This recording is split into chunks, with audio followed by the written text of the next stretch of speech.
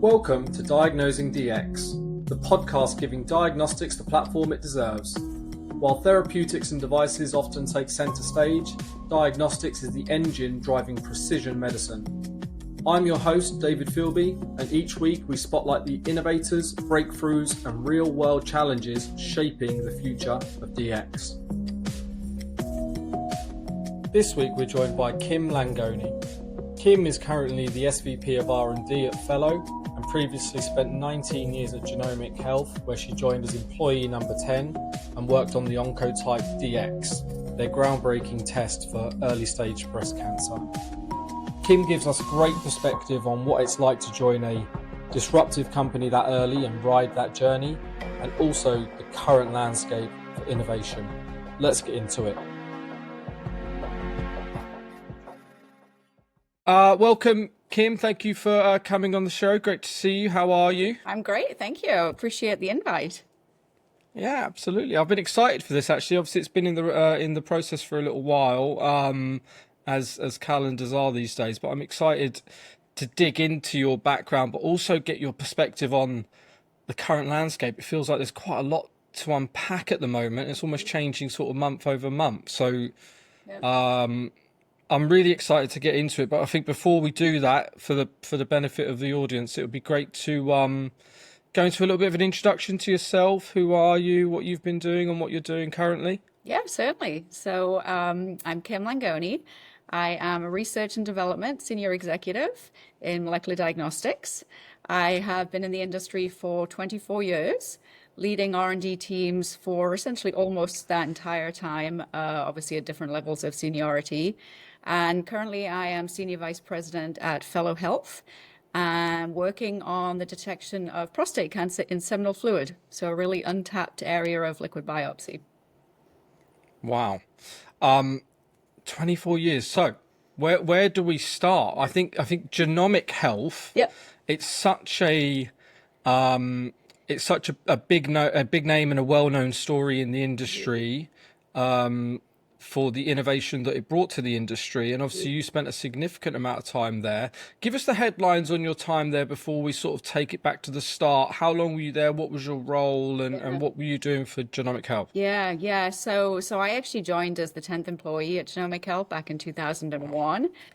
I was at the time a postdoc at Stanford working on mitochondrial genetics, and I happened to come across an advertisement. I think it was in Nature or Science, and saw this advertisement for a scientist in personalized medicine. And I was like, gosh, what's all this about? And so got chatting with, at the time, the chief scientific officer, Geoff Baker, and he says, look, we need somebody to come on in and help spearhead this effort to see if we can actually extract RNA from these archival formalin-fixed paraffin-embedded specimens and essentially live out this dream of Randy Scott, the founder, to see if we could actually predict the likelihood of chemotherapy benefit in early-stage breast cancer patients. And so that's what I was brought on to do, to help kind of establish the technology that became, the basis for all of our Oncotype DX gene expression assays. And yeah, in the early days, I joined, it was when an office in Palo Alto, downtown Palo Alto, there was no lab. Again, the 10th employee, so wearing very, very many hats. And then we moved about a month after I got into the company, we moved into a lab in downtown Redwood City, and yeah, 19 years there. So I helped, I was obviously pivotal in, the very early on in developing the Oncotype DX breast cancer assay. Then I worked on the prostate cancer assay, the colon cancer assay. Obviously, all three of those went to market. Obviously, the breast cancer assay is probably the most well known. It was our first one, and it's just helped millions of women over the last, decade, more than the last decade. And then went on to develop liquid biopsies. So worked on Oncotype DX Liquid Select, which was mutation detection in blood, looking obviously to improve targeting, the right patients to the right therapies with mutation detection.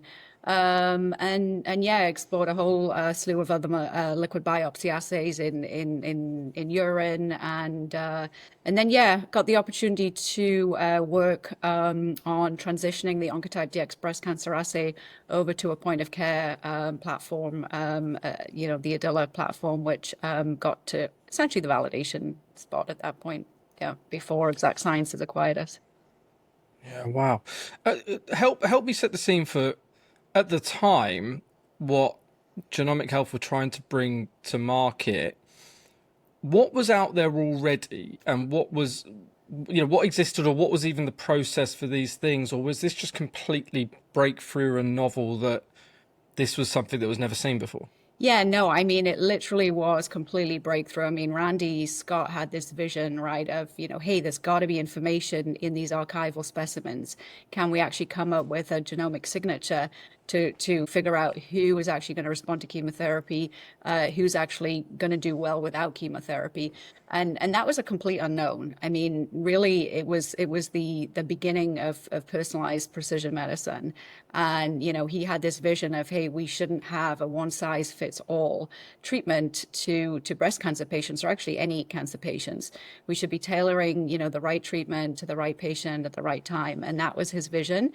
And it was just incredible to be part of it. But no, there was nothing out there. I mean, obviously there was a couple of companies starting to dabble in it too. Myriad was starting to get into the space, but no, I mean, we were literally at the forefront of precision medicine, personalized medicine, and it was just incredibly exciting to be involved in that at the time. And obviously me back then as a early entry level scientist, I honestly didn't really know what I was kind of getting into. It just sounded super exciting, and yeah, it wasn't until obviously we launched the product that I realized, wow, this really was absolutely groundbreaking. And obviously the millions of women that we've helped since then has just been incredible.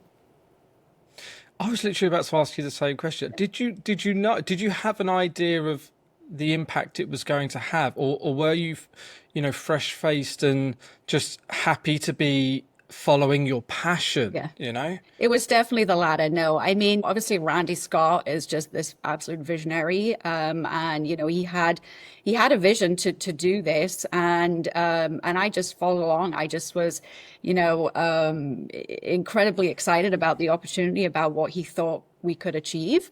And I mean, it wasn't just Randy, it was the entire executive team, Steve Shack and Kim Popovits and Geoff Baker. They all just had this incredible vision, and were able to plan and execute to get there. But no, I don't think I really understood the magnitude of it until it ultimately happened. And it took us a long time to get there. I'm not sure any of the executive team necessarily knew at the time how much of a struggle it was going to take to actually get to the end goal. It was not easy, but it was all to do with passion and vision and living out that dream, honestly. Yeah. I think it's quite funny because I think in nowadays, what people think is you join a startup and 5 years later you've left because they've IPO'd, right? I think people's horizons or expectations on what startup life is so short and so unrealistic these days. Yeah. How long were you there before? Because obviously you're in super early, right? Just the nature of R&D. But how long were you there before you felt, okay, we're really about to change something now? This is going to go the distance. Yeah. No, I think as soon as we got the results of our pivotal, clinical validation study, and they were, successful, and it was just like, wow, we're actually going to do this. Like, we're actually going to be able to launch a molecular diagnostic and help women and their physicians make better treatment decisions. And it was at that point, once we launched, it was just like, wow, this is incredible. But I think, the biggest memory I have of those early days, honestly, is that first patient sample receiving that first box at the front door in Penobscot Drive was just incredible. Yeah. Wow. When you joined, you said you were employee number 10. Mm-hmm. Those 10 people, were they, I mean, my assumption there is just, it's a pure R&D. They're trying to gather, young and experienced, some of the best scientific minds that they can bring on board and sell the vision to of an early stage startup.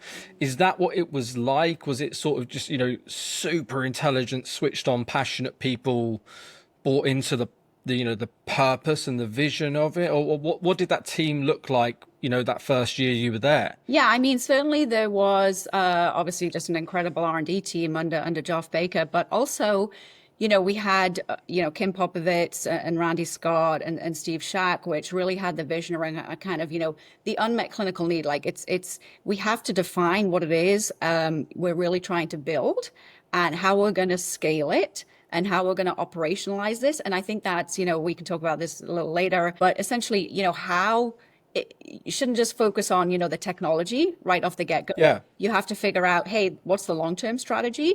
And, Randy Scott and Kim and Steve were pivotal in figuring that out and getting key opinion leader input early on. And so there was a lot actually of business. It felt like there was a lot of business discussions and kind of, more than just literally the technology and the R&D side of things early on.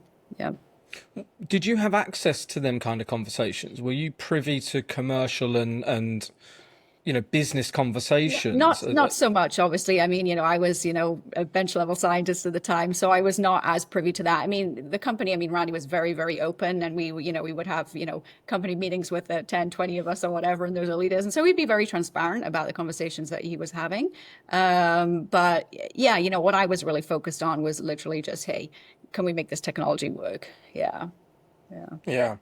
Did through the journey then, because of, as you said, early on you would have been, head down into your own responsibility. I mean, so many people would coming out straight out of college and postdoc would love to join a startup that makes it first time, but it's so unrealistic that that's just not, that's the minority of people. Right. Did you gain incredible sort of business and commercial acumen by just seeing this company form and the challenges, the mistakes that were made, the milestones that were hit? The longer you were there, did you feel you were sort of becoming more rounded outside of R&D the longer you were there and the more success they seen? Yeah, certainly. And obviously that came with, as I was, kind of moving up in the career ladder, I obviously got, more insight into that sort of thing. And yeah, I mean, like you say, a lot of people who go into startups, aren't as lucky as I was, and I will be forever indebted to, the senior executive team for bringing me in and giving me that opportunity, because it really has shaped my entire career. And, I always tell people that, I learned so much from the technology side of things at Genomic Health, but the thing that I cherish probably even more so than that is just the leadership experience that I had. The culture that Randy and Kim and Geoff and the entire team put together, that culture is like nothing I've ever kind of experienced since leaving. And obviously I've kept in touch with a lot of folk from Genomic Health, obviously over the years since I've left. And we all come back and say the same thing, that culture it was really special. And I think we all knew deep down, like at the time, how amazing it was.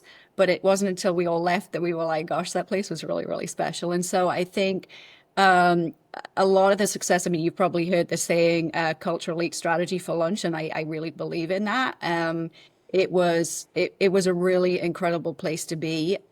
The executive team, had that vision. They put the plan in place, and they were, really diligent in figuring out how we're going to execute on that. And, just having a senior team be so dedicated to employee growth and leadership. There was a lot of that from the very, very early stages. Randy would provide books on leadership. Even I think on my first day in the job, it was all about kind of leadership and building strong teams. And so, really building a strong team from the bottom. And it wasn't just, the directors and above that had that. It was the entire company that was, brought into these kind of discussions and how important the culture was. So, yeah. That's fascinating, isn't it? Because early stage companies, you think there's so much, well, so little process, right? And support in terms of, the functions of people support. that culture is sort of really born from out of the personalities that you're involved in, and there's so much more, I guess, not more important, but the tasks that are prioritized are ultimately what are, the closest to success, right? Right. So what an incredible culture you must have been in for people at that early stage to understand growth, and that people deserve the opportunity to grow and want to be a part of that. Right. That feels really rare. Yeah, for sure. I mean, I think everyone, understands that if employees are felt valued, they will always go above and beyond. And if you feel like you're really being valued in what you do each and every day, which we all did at Genomic Health, we really felt like we were making an impact. And I always said, for as long as I feel like I'm being challenged, like I can make an impact and I'm still enjoying what I'm doing, I'm never going to leave Genomic Health, and a lot of people felt the same way. So yeah, I mean, kudos to, to the entire executive team for, we had a really, aggressive goal in terms of Yeah. developing the products. And yeah, they could have totally focused on that and that only. But I don't think we would have been as successful, really developing employees and making them feel the way that we all did, I think was really pivotal to our success. At Alevra Consulting, we focus on DX only, supporting early stage and growth companies achieve their milestones by solving their biggest talent challenges. Have you ever suffered from working with a talent partner who is either life sciences or med tech and dabbling in diagnostics? Or no more? Work with a diagnostics specialist talent partner. I think that's awesome. I don't think you hear that too often when you speak to early stage or hear early stage stories. I don't think people focus on that enough. Take me through, Kim, then how it grew and how your role and sort of responsibilities grew as the company achieved milestones and expanded. Yeah. So like I said, I was initially involved in the breast cancer assay. And then once we kind of went and launched that, I then started working on our colon cancer assay. And I was essentially the team lead on that product. And then I started having a couple of other directors reporting into me, working in different areas in the prostate cancer side, the ductal carcinoma in situ product. And so yeah, I kind of had a bit of a dual role in that, I had direct reports that were actually in the lab, but then I also kind of oversaw kind of the product development and was kind of that cross-functional, orchestrator of product development. And so it was a lot. And at one point, my boss, my manager at the time was like, okay, we need to reconfigure this. You either get to manage people or you get to manage product development. And as much as I love working with people and I love, being able to grow and mentor, my team, I just had this passion for product development and seeing products develop, from beginning to end to launch. And so I said, no, I want to stay on, kind of overseeing product development. So then the lab team kind of got moved over to somebody else. And then I was, really focused on just kind of product development. Now, obviously, I still had some direct reports, but each one of those direct reports also oversaw the product development as opposed to having, the actual lab team, directly underneath of them. And then, I kind of moved into a bit of an odd role actually called, for me at the time, it was like, I didn't even really understand what it was product lifecycle management. And they were like, oh, we need, product lifecycle management. We need to, figure out the pipeline and, iterations. And of course that was all super new to me, but it was an interesting experience. And then they're like, okay, no, we need to get somebody, obviously who has done this, for a career and brought that in. But obviously I continue to work with those products like lifecycle managers as kind of the technical expertise. And then, it was just my career. It just continued to grow essentially to the point where I was, towards the very end, I was overseeing bioinformatics, data management, all the lab folk. And yeah, it was just an incredible journey. Yeah.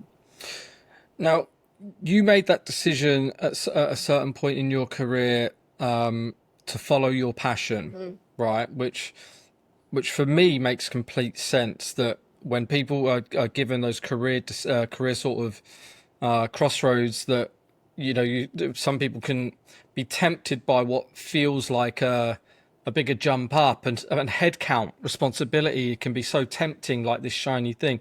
But in R&D, actually, you find sometimes it's the complete opposite, that people are passionate about the science and Right. couldn't think of anything worse than managing people, right? Certainly. But I love the way that you put it in terms of, ultimately you followed your passion. I think that's really important.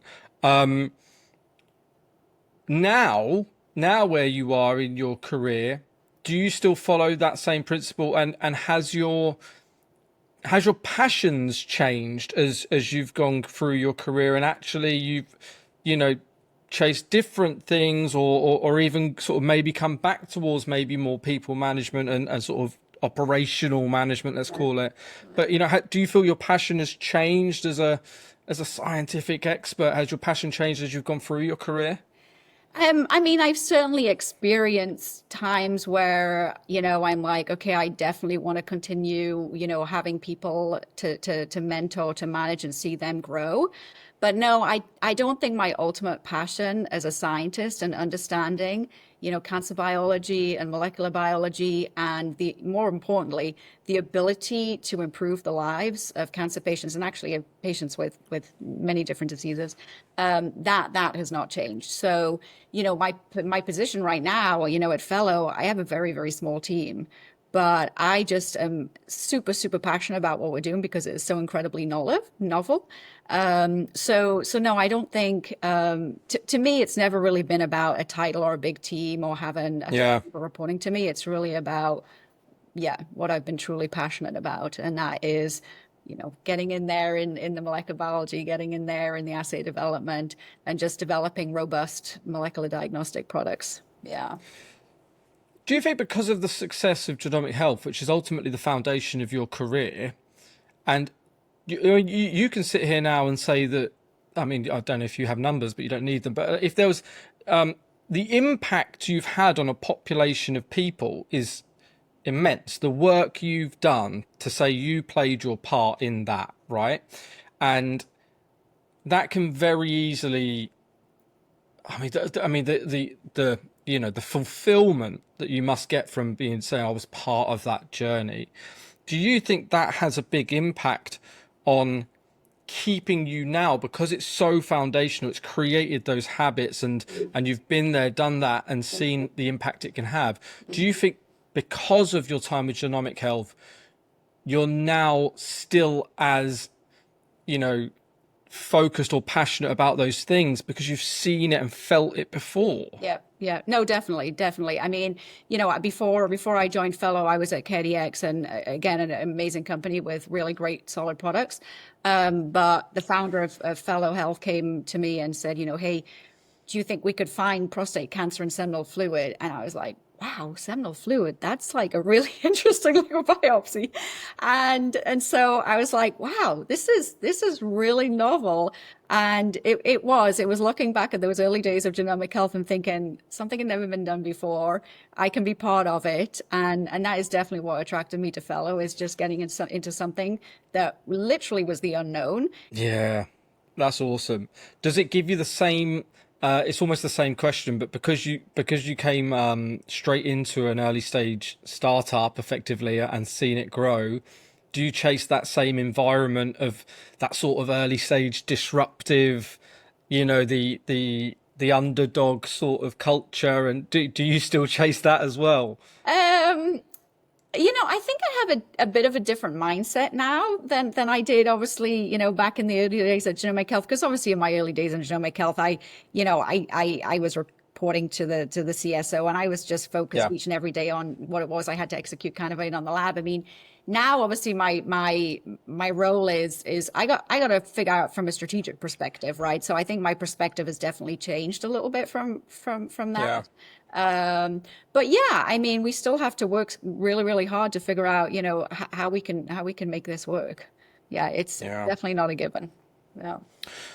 Let me ask you this then. So, how do you, as an R&D expert, manage, and how do you find working in smaller teams, early stage startups versus Genomic Health became a big company, was acquired by Exact, and ultimately, you sort of you were fortunate to see both sides in the same company, but that would have inevitably come with changes. But I'm more so interested in the R&D side, how that changes, and the ability to make progress and get things done. And sometimes them early stage companies thrive in the freedom of a lack of paperwork and process, right? Yeah. So how did you find that transition going from an early stage company that grew into a big company and the corporation side of it? Yeah. I mean, without a shadow of a doubt, in the early stage company, there is definitely a little less paperwork, fewer levels, less kind of governance, and a little bit more kind of freedom. And that certainly is what obviously I'm experiencing today at Fellow. I mean, the amount that I look back and what we've, accomplished in the last 2 years, and it is like mind blowing. But, I think it's obviously just what happens as companies grow. There just has to become more governance.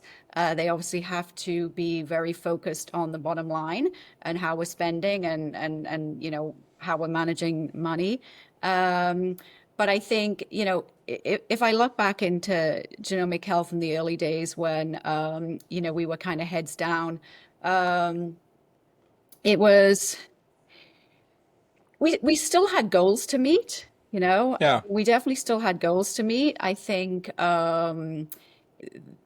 there's always goals at the end of the day that you have to focus on. And that's just an important part of R&D and setting expectations. I think as we kind of got to Exact Sciences, as once we got acquired by Exact Sciences, I mean the reason I left was it wasn't because we weren't innovating. I think it was just that I myself felt like I wasn't making an impact anymore. Right? We had different R&D groups in different parts of the country, and the writing was kind of on the wall that the Redwood City site was just not going to be the lab in which the innovation happened. And so for me, it was the writing on the wall there that I just wasn't going to be part of that innovation. And that was essentially the reason I left. And I think, it's maybe less about kind of really large companies versus small companies. I think it's within the small companies, it's kind of less than 100 people or greater than 100 people. I don't know if 100 is the right number, but Yeah. certainly when you're in a very, very small company, I think you can just feel like you're making much more of an impact because obviously there's less redundancy. And so, it's much more visible what you're doing. You can't kind of hide behind other people. And so the impact is much more visible. You feel it, right? You feel at the end of the day, what did I actually accomplish? Whereas I think, certainly towards my latter days at Genomic Health and Exact Sciences, definitely, you get back and you just kind of feel like, gosh, I didn't actually accomplish as much today. And why is that? Decisions don't happen quite as quickly. There is more bureaucracy that goes around for sure. Yeah. To your credit, I think when you work in an early stage company and you have the ability to make that impact, as you said, that sounds great, right? And everybody, I think, on paper would say that's what they want. But the reality is that also comes with a huge amount of accountability to make an impact, because there's no space for passengers in early stage companies, right? Everybody, Exactly. you can't just be, you can't be in a little lane as part of a team that together produces or hits the goal and go, okay, cool. Some people are better than others, but on the average, we're getting to where we need to be and we're moving forward on target. In an early stage company, it takes a certain personality to be able to thrive in, or even survive and then thrive in the freedom of not always knowing what tomorrow looks like the next 2 weeks, and the next week is never the same as the last. And actually it can chew some people out that are just not ready to actually be in that environment and go, no, you may well be young in your career, but you're in a really valuable seat, and if you cannot make this happen, or you're not willing to go above and beyond, and you said it earlier, wear multiple hats, there's no job description. Tomorrow I'm going to need you to do this, and you're going to have to contribute and speak up and have a voice. So whilst people want the ability to make an impact, it comes with this huge amount of responsibility on everybody in the company. And that's the difference. Not everybody can actually accept that. That's why people like yourself are able to stay at a Genomic Health for 19 years. I'm sure there's great people that rode the same journey with you, and you look back and go, they are just best in class. But there's also loads of people that just did not make it because they wanted it, but they couldn't keep up with what was actually required to make something like that happen. And I think people miss that a lot when they go into, hey, I'm going to go work for a startup. That sounds nice. And I'll be sitting on beanbags and stuff. It's like, it's harder at a startup. It's not easier, you know. It is for sure. Yeah, no, I mean, you're totally right for sure. It's like you can't hide in a startup. I mean, everyone sees what you're doing day in and day out, and it's not for everybody, right? It really isn't for everybody. Yeah. I will also say there's a difference, I think, when I look at kind of the research versus development. A lot of people kind of put the R&D bucket kind of into the same thing, but research, and especially where we are at Fellow Health right now, it's like we literally don't know one day to the next, never mind 1 week to the next, what it is we're going to be working on. We're in this realm right now where nobody has studied seminal fluid before, and cell-free DNA and cell-free RNA and seminal fluid before. Like, nobody knows what we're going to discover, and so we're trying to plan, and we're trying to meet timelines. And hey, when are we going to have this thing ready? It's like, well, I don't really know, because we don't know what we're going to find in the next experiment. And so that can be stressful. And, then there's other folks in development where they're like, okay, we have our technology. It's essentially been proven. We're just, essentially need to transfer it over to a clear lab. Like, it's very structured. So again, it's different.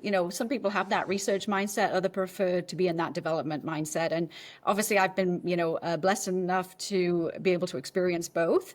And, obviously at the early days at Genomic Health, I was much more in the research mode, and then spent probably the latter part of my career there more kind of on the development side. And but I love the basic research. I really love it. But again, it's not for everybody, because results are disappointing and things don't go the way you expect them to, and you have to start over again.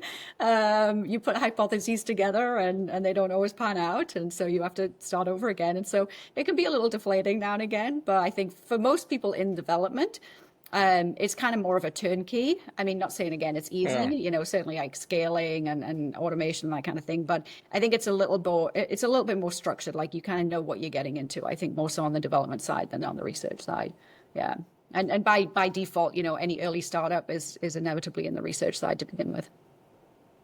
Here's a question for you. So, for what advice would you give to, young scientists going into industry?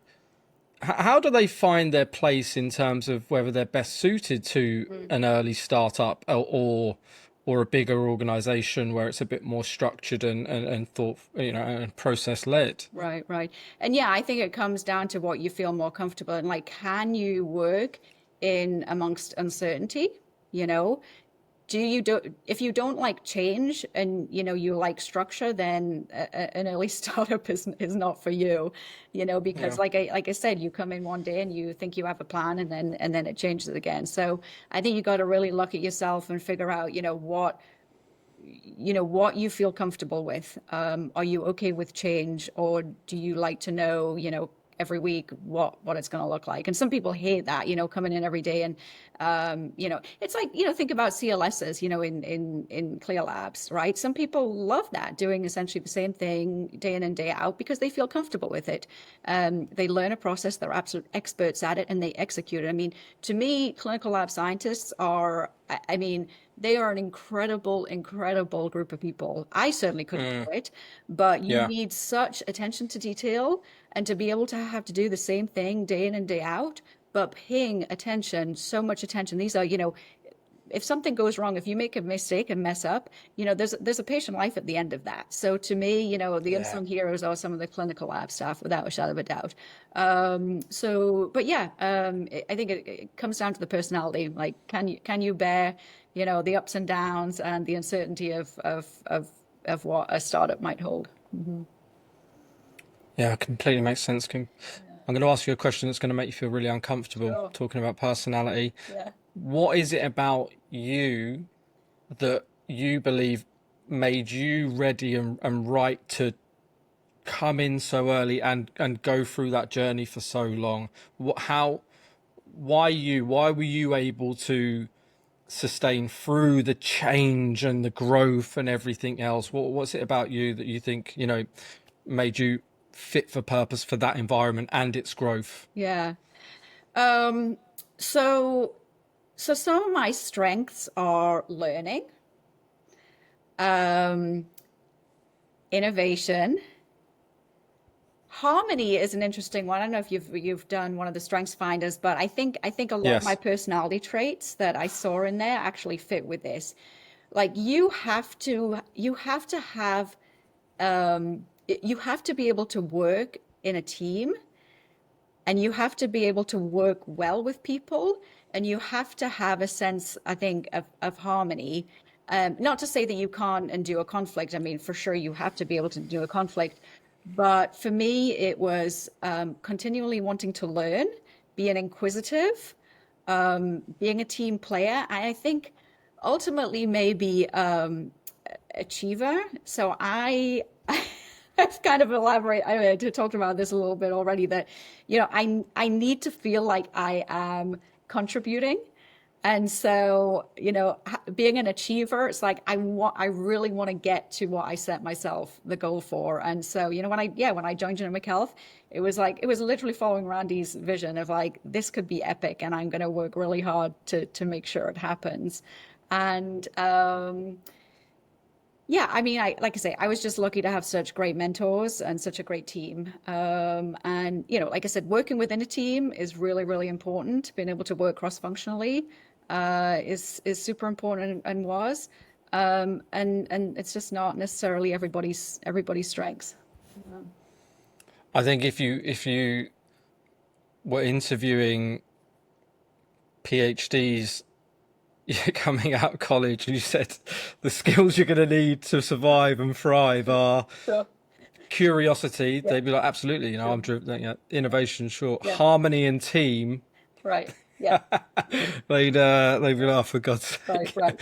And That's what I'm not gonna. not everybody necessarily needs harmony. It happens to be one of my strengths, Yeah. for whatever reason. The other one that actually has come up more recently since I've done this, um, is the fact that I realize now that I'm doing what I do for the greater good. I mean, obviously, we all go to work for a paycheck too, but there's definitely been times in my career where I've kind of thought, to heck with the money. I'm gonna pursue this thing because I'm passionate about it. And so I think value is essentially the strengths of that is that I need to know that I'm living out my own internal values. Yeah. There's a maturity to that as well, though, right? Sure. The Sure. I think I think the if you have the right mindset, I think at some point in your career, Yeah. that greater good and the impact you have, the legacy you're going to leave, there's a tipping point, isn't there, in your career where you start to go, am I actually going to be proud of the work I leave behind and what people say about my achievements? I definitely think that the high achievers all get to a point where that switch flips Hmm. at some point, you know. Yeah. Yeah. Let's talk about the current market, Sure. right? You're an expert in this space. You're at the forefront of what's going on in the industry.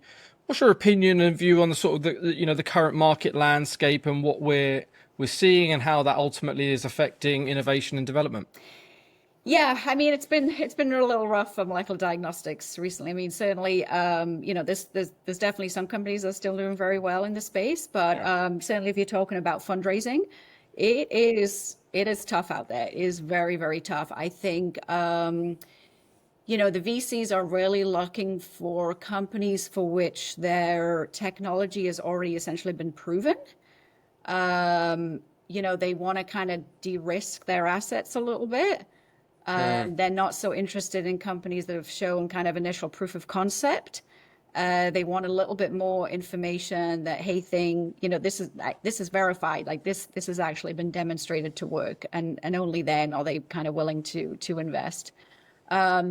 And it's interesting because, of course, you look at the AI, what's going on in the AI world, and it's like there's no need for anything to be proven there.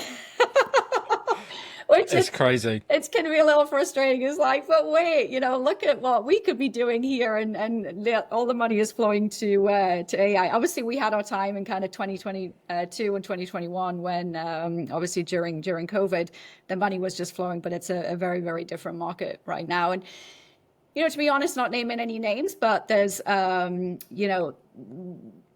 been a little bit of a kind of a black dot put on the diagnostics space from a couple of companies, back in the day. And I think it's made, there's been some false promises, made, and that's just been tough on the space.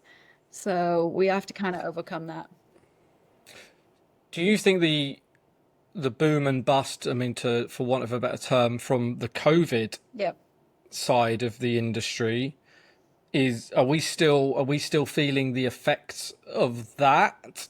Or, I mean, are we talking Theranos type Yeah. black dots? Obviously Theranos, yes, put the biggest black dot on this. But yeah, for sure. I mean, there was a lot of money pumped into COVID diagnostics. Yeah. Some people made a lot of money out of that, but there was a lot of companies that didn't do so well out of it either. Yeah. So yes, I think we're absolutely reeling still from some of that. And, VCs are like, okay, we went that route, it didn't work, and now we're going to, look for something else. And more importantly, we're not going to do it until you've proven your technology actually works. Yeah. Yeah, it's a tough one, isn't it? Because the most fascinating thing for me is when you read statistics on the sort of education and adoption of testing, especially around sort of like early cancer detection, and how how little those percentages are, and how much more there needs to be done to educate and get people to take tests on a sort of regular yearly basis. I think if you took those statistics and told them to the a person on the street and said, did you know this is actually how often people get tested? Did you know this is the accuracy of the test in place? People would be like, what? I thought I'd just go to the doctor, because I have a symptom sometime, and they're just going to be able to go, yeah, this is your problem type. Absolutely not. There's so much more that can and needs to be done, and therefore to not, because we can, without the greater good, but ultimately talk commercially, there is a massive market opportunity there, and yet we're battling with, like you say, a backlog of unfortunate, money lost by people that followed a boom. And like you say, a lot of people got in, made money quickly, but a lot was left on the table that, had to come crashing down. And then also, there's macroeconomic challenges that are affecting every innovative industry that relies on, for want of a better word, speculative funding and early stage investing. Right. So it for me, everything adds up to that this has to change for the better in the near future. It can't stay like this forever. It just can't. Or can it? I hope not. I hope not. Yeah, I mean, yeah, I agree. It has to change. Whether it does or not, time will tell. But yeah, I mean, you're totally right. You talk to people on the street about tests that they have, and I'll just take prostate cancer for example.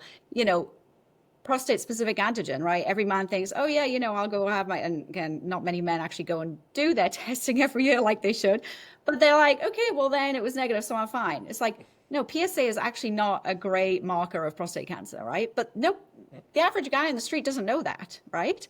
And so more importantly is then how it leads to unnecessary biopsies, right? And so, the large majority of the population don't recognize that.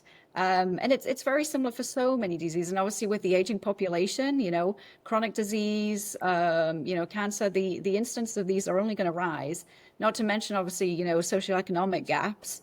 There is absolutely a need for better molecular diagnostics and more accessible molecular diagnostics.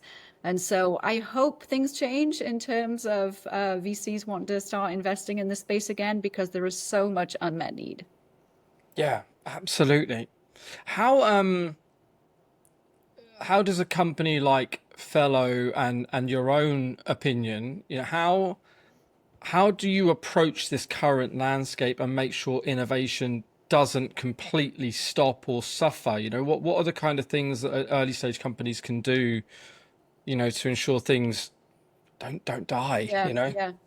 So, I mean, one thing which unfortunately is becoming a little less attractive now is going after grants. Unfortunately, obviously, with the decrease in federal funding, that was certainly an opportunity, and it still is. There just obviously won't be as much money around, but that's certainly something that early companies should be looking to do, is go seek small business grants, government grants.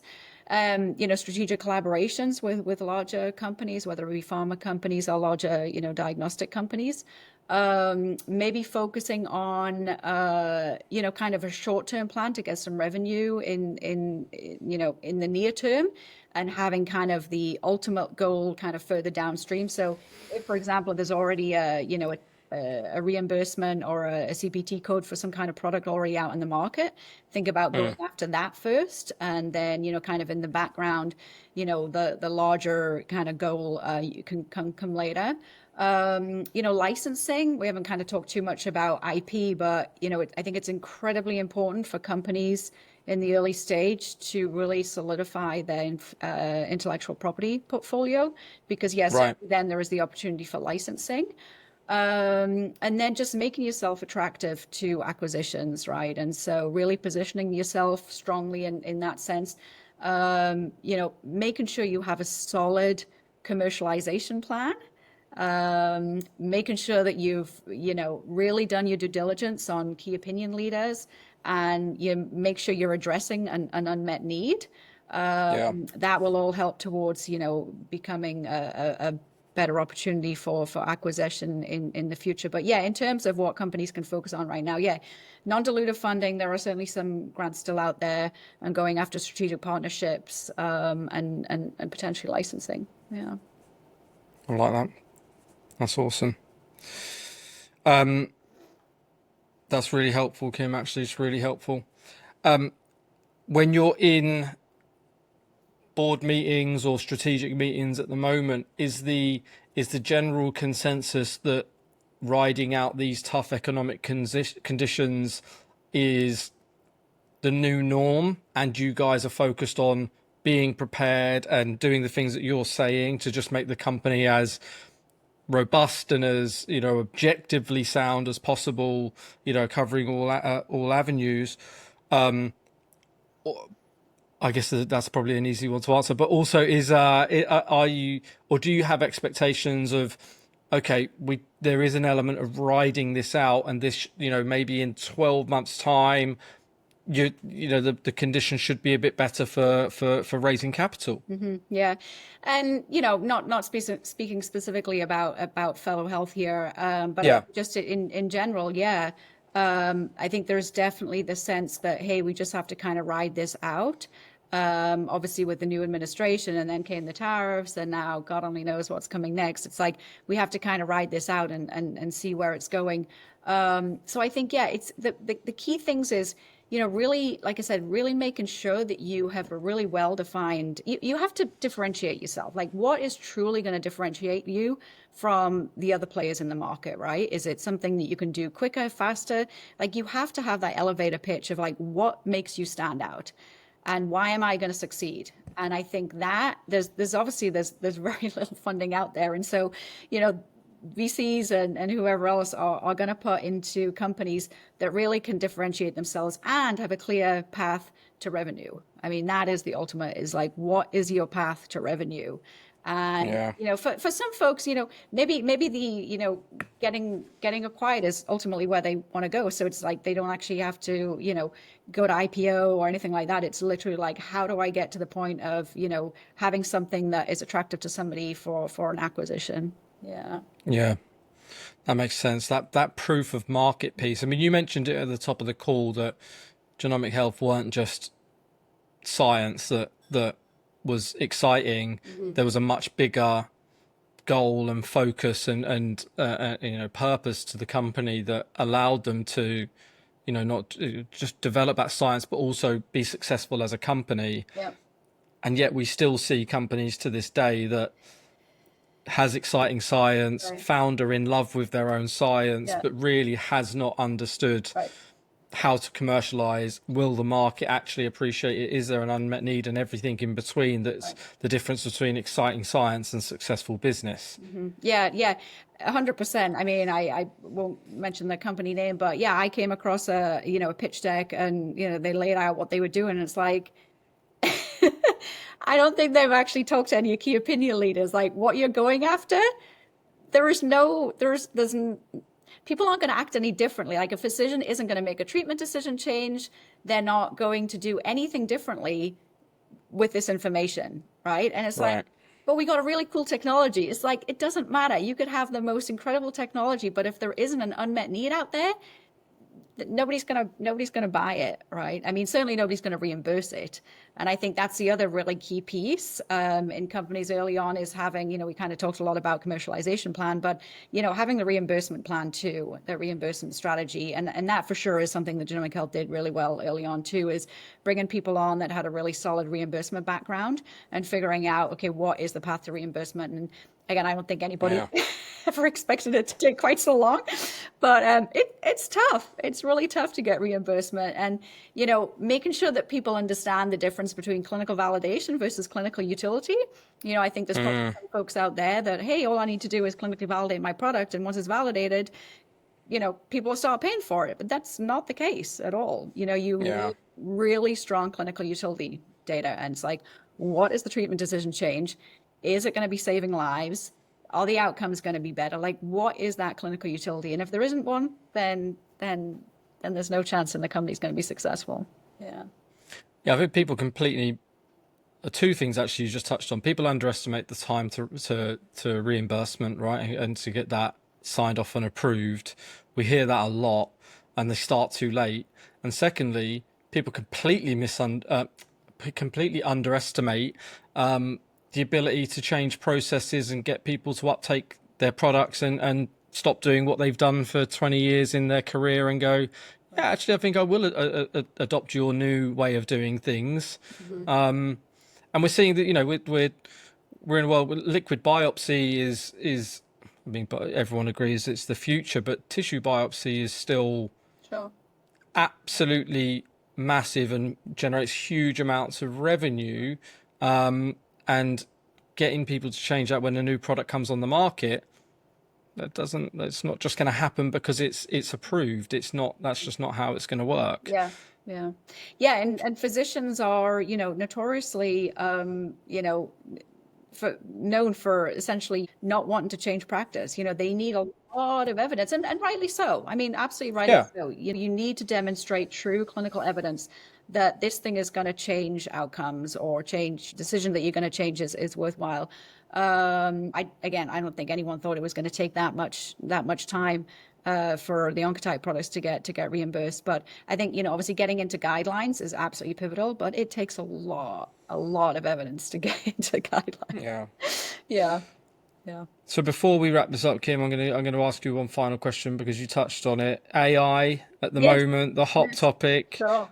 You mentioned it. You don't need proof of concept to raise money in AI. How do you feel about AI in diagnostics, and I mean, ultimately, its ability to raise capital right now is extraordinary. But what's your perspective on it? No, I mean, for sure, it's gonna help diagnostics without a shadow of a doubt. I mean, I think you sent me something on digital image analysis. I've been a long time proponent in digital image analysis, and I think AI for sure that's probably gonna be the area of diagnostics that it's gonna, make the biggest impact on, sooner.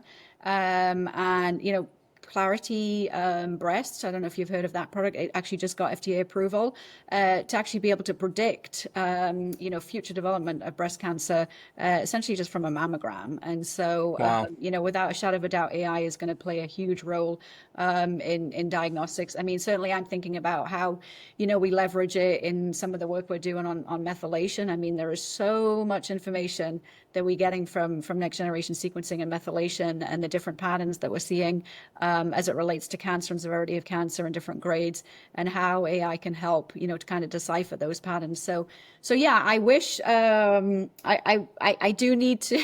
I do need to become a bit more of an AI learner, I guess. I'm a bit behind the curve on that, but I really that's going to be, I guess, my own personal goal for the coming years is how can I try and bring that into my my everyday life a little bit more. I mean, I certainly use it, every day, but in kind of the future of our molecular diagnostics, without a shadow of a doubt. Yeah.